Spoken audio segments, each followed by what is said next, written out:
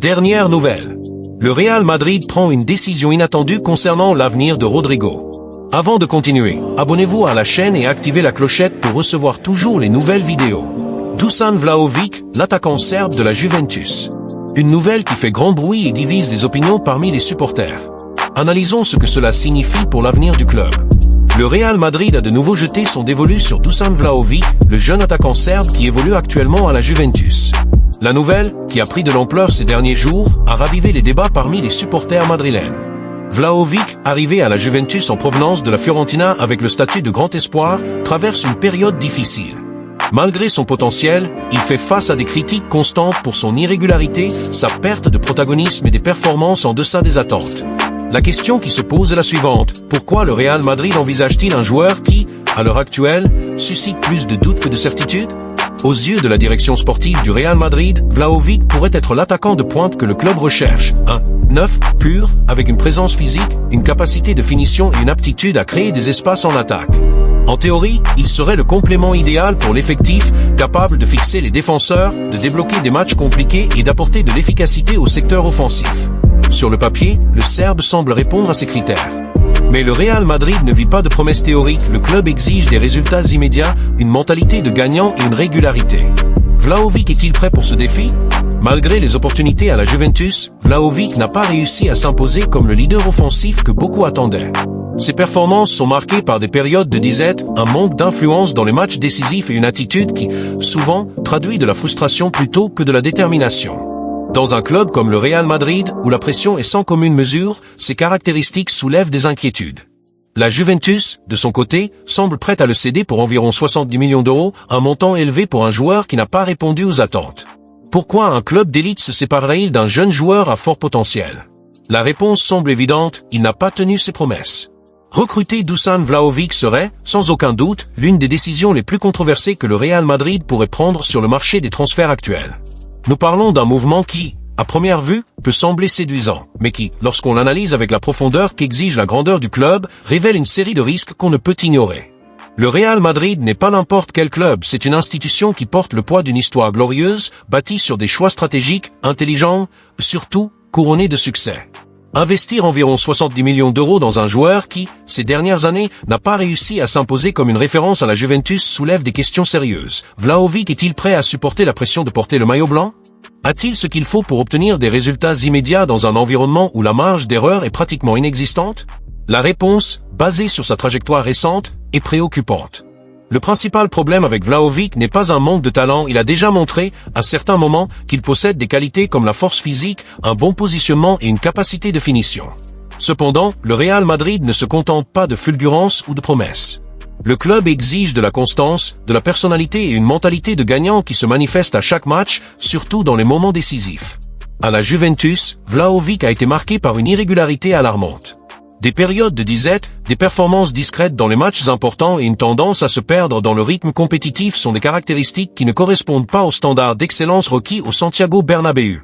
De plus, son langage corporel sur le terrain transmet souvent de la frustration, de la résignation et même un certain abattement, des traits qui contrastent avec la révolte et l'ambition qu'un joueur du Real Madrid doit afficher, même dans l'adversité. Un autre point à ne pas négliger est la valeur financière de l'opération. 70 millions d'euros est une somme conséquente, surtout pour un joueur qui n'a pas convaincu dans un club d'élite comme la Juventus. Pourquoi un club du calibre de la vieille dame serait-il prêt à se séparer d'un attaquant jeune, théoriquement doté d'un grand potentiel, et dans une position aussi prisée que celle d'attaquant de pointe? La réponse semble évidente, Vlahovic n'a pas répondu aux attentes.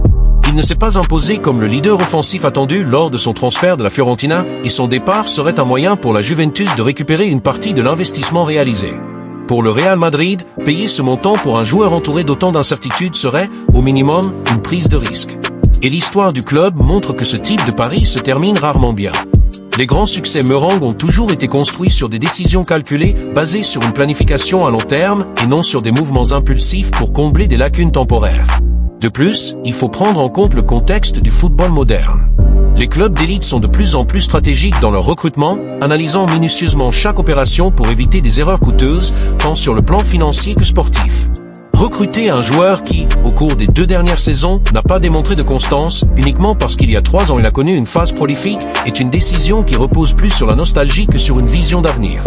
Au Real Madrid, la nostalgie ne gagne pas de match et les supporters le savent. Le club a besoin de joueurs prêts à rivaliser au plus haut niveau sans nécessiter une période d'adaptation ou de regain de confiance. Vlahovic, malheureusement, ne semble pas être à ce stade. Sa trajectoire récente suggère qu'il a encore besoin d'un environnement moins exigeant pour retrouver sa meilleure forme, quelque chose que le Real Madrid, avec sa pression incessante et ses attentes démesurées, ne peut offrir. Enfin, il y a un aspect symbolique à ne pas sous-estimer. Recruter Vlahovic serait plus qu'une simple acquisition, ce serait un message au monde du football sur ce que le Real Madrid considère comme acceptable. Opter pour un joueur avec un historique récent de performances irrégulières pourrait être interprété comme une baisse des standards d'exigence du club, ce qui va à l'encontre de tout ce que représente le madridisme. La grandeur du Real Madrid réside dans sa capacité à viser l'excellence à tout moment, même lorsque le marché n'offre pas de solution parfaite. Si l'attaquant idéal n'est pas disponible, la décision la plus sage est d'attendre, de planifier intelligemment et de se concentrer sur des recrutements qui élèvent réellement le niveau de l'effectif. Recruter pour recruter, juste pour combler un vide, n'est pas digne de l'héritage merengue. Le Real Madrid doit continuer à être un exemple d'ambition, de vision et d'engagement envers la victoire, et cela exige de dire non à des paris incertains comme Vlahovic. Rodrigo sur le départ du Real Madrid. Le Real Madrid, l'un des plus grands clubs de football au monde, est déterminé à reconquérir la Ligue des Champions après une saison aux résultats en deçà des attentes. Pour ce faire, le club a entamé une refonte significative avec des changements à la tête de l'équipe technique et dans l'effectif, dans le but de retrouver son hégémonie sur la scène européenne. La principale nouveauté est l'arrivée de l'entraîneur Xavi Alonso, ancien joueur emblématique du club, qui prend la succession de Carlo Ancelotti. Alonso, connu pour sa vision tactique et son succès à Bayer Leverkusen, fait ses débuts à la tête du Real Madrid lors de la Coupe du Monde des clubs de la FIFA. Sa mission est claire, instaurer un style de jeu moderne et compétitif pour ramener le club au sommet. Un autre changement marquant est le départ de Luka Modric. À 39 ans, le milieu de terrain croate, pièce maîtresse des récents succès du club, n'a pas vu son contrat renouvelé. Modric a fait ses adieux en même temps qu'Ancelotti, selon les informations, a déjà conclu son transfert au Milan AC, en Italie, où il cherchera de nouveaux défis dans la dernière ligne droite de sa carrière. L'avenir de l'attaquant brésilien Rodrigo Goes au Real Madrid est devenu l'une des intrigues les plus captivantes entourant le club, qui entre désormais dans une nouvelle ère sous la direction de Xavi Alonso. Après une saison 2024 à 25 où le jeune prodige n'a pas réussi à répondre aux grandes attentes suscitées par ses performances précédentes, les spéculations sur un éventuel départ se sont intensifiées, plusieurs des plus grands clubs européens manifestant leur intérêt. Rodrigo, autrefois considéré comme un pilier de l'attaque merengue aux côtés de Vinicius Junior, se trouve désormais à un tournant, son rôle dans l'effectif étant remis en question et sa valeur marchande faisant l'objet de débats passionnés. Selon le journaliste Rodra, du média Relevo, le Real Madrid a ajusté ses exigences financières, abandonnant la demande initiale de 100 millions d'euros fixes pour faciliter une éventuelle transfert, tout en maintenant une valorisation jugée juste pour le joueur de 24 ans. Cette décision a ouvert la porte à l'intérêt de géants comme Arsenal, Liverpool, Manchester City, le Paris Saint-Germain et Manchester United, qui tous voient en Rodrigo un joueur capable de renforcer leurs options offensives. Cependant, à l'approche de la fenêtre de transfert, Rodrigo reste silencieux sur ses intentions, laissant supporters et analystes dans l'attente de savoir s'il restera pour se battre pour sa place ou cherchera un nouveau défi ailleurs. La trajectoire de Rodrigo au Real Madrid est marquée par un immense potentiel et des moments d'éclat. Recruté de Santos en 2019 pour 45 millions d'euros, à l'âge de 18 ans, il était considéré comme l'une des plus grandes promesses du football brésilien, un attaquant polyvalent capable de jouer à n'importe quelle position du secteur offensif. Ses premières années à Madrid ont confirmé ses attentes, un triplé contre Galatasaray en Ligue des Champions 2019 à 20, un but décisif dans la remontée épique contre Manchester City en demi-finale de 2022 et des contributions régulières en Liga. Cependant, la saison 2024 à 25 a été difficile. Malgré une présence régulière sur le terrain, Rodrigo a eu du mal à retrouver la précision de ses tirs et l'éclat qui avaient marqué ses campagnes précédentes. Les critiques ont pointé du doigt la concurrence dans l'attaque, avec Vinicius Junior et Kylian Mbappé monopolisant l'attention, comme un facteur expliquant son impact réduit. Sa production de buts a diminué, et ses minutes de jeu ont parfois été limitées, Carlo Ancelotti ayant expérimenté des formations pour intégrer son effectif étoilé. Cette baisse de performance a alimenté les spéculations selon lesquelles Rodrigo ne serait plus intouchable au Santiago Bernabéu. L'intérêt d'autres clubs reflète l'attrait durable de Rodrigo. En Premier League, Arsenal le voit comme un ajout dynamique à ses options sur les ailes, capable de compléter Bukayo Saka et Gabriel Martinelli. Liverpool, sous une nouvelle direction et cherchant à renouveler son attaque après l'ère Salah, considère la polyvalence et l'expérience de Rodrigo en Ligue des Champions comme idéale pour son système à haute intensité. Manchester City, toujours compétitif, le voit comme un successeur potentiel à long terme pour des stars comme Kevin De Bruyne dans un rôle plus avancé, tandis que Manchester United, en pleine reconstruction, considère Rodrigo comme une recrue marquante pour relancer son pouvoir offensif. En France, le PSG cherche dans le Brésilien un joueur pour combler le vide laissé par les départs de stars et construire autour d'une nouvelle génération de talents. Chaque club offre des attraits uniques, de la discipline tactique d'Arsenal au pouvoir financier du PSG, mais présente également des défis, comme la pression pour performer immédiatement dans des environnements hautement compétitifs. La décision du Real Madrid d'abaisser le prix demandé reflète une approche pragmatique. Bien que 100 millions d'euros aient été initialement considérés comme une référence pour un joueur du calibre de Rodrigo, la flexibilité du club suggère une reconnaissance de ses récentes difficultés et la nécessité d'équilibrer les finances après des investissements importants dans des joueurs comme Mbappé.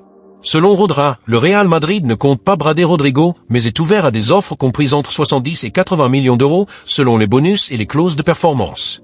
Cette décision rend le transfert plus réalisable pour les clubs intéressés, notamment en Premier League, où les règles du fair play financier exigent des calculs prudents.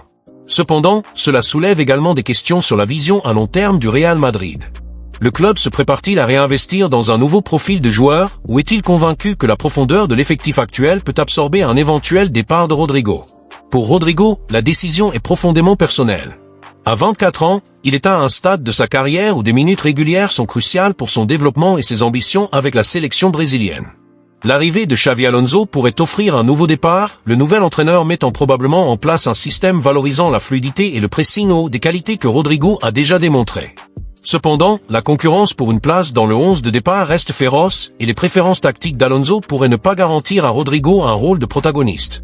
Rester au Real Madrid signifierait se battre pour reconquérir son statut de joueur clé, potentiellement sous un entraîneur qui apprécie son dévouement et sa polyvalence. En revanche, partir pourrait offrir une nouvelle plateforme pour mettre en avant ses talents, mais avec le risque de devoir s'adapter à une nouvelle ligue, une nouvelle culture et de nouvelles attentes. L'indécision rapportée de Rodrigo reflète le poids de ce choix, rester dans un club où il a déjà remporté de grands titres ou se lancer dans un nouveau défi pour redéfinir sa carrière. Les supporters sont également divisés. Certains madridistas considèrent Rodrigo comme une partie essentielle de l'avenir du club, un talent presque local qui incarne la tradition offensive du Real Madrid. D'autres estiment que son inconstance et l'émergence de jeunes promesses justifient une vente, surtout si cela permet de financer de nouveaux investissements dans l'effectif. Sur les réseaux sociaux, y compris dans les publications sur X, les sentiments sont mitigés. Certains fans demandent à Rodrigo de rester et de prouver sa valeur sous Alonso, tandis que d'autres spéculent sur les montants du transfert et les éventuels remplaçants. Le monde du football observe attentivement, car le prochain pas de Rodrigo pourrait donner le ton au marché des transferts, indiquant si le Real Madrid va doubler la mise sur ses stars actuelles ou opter pour une nouvelle génération.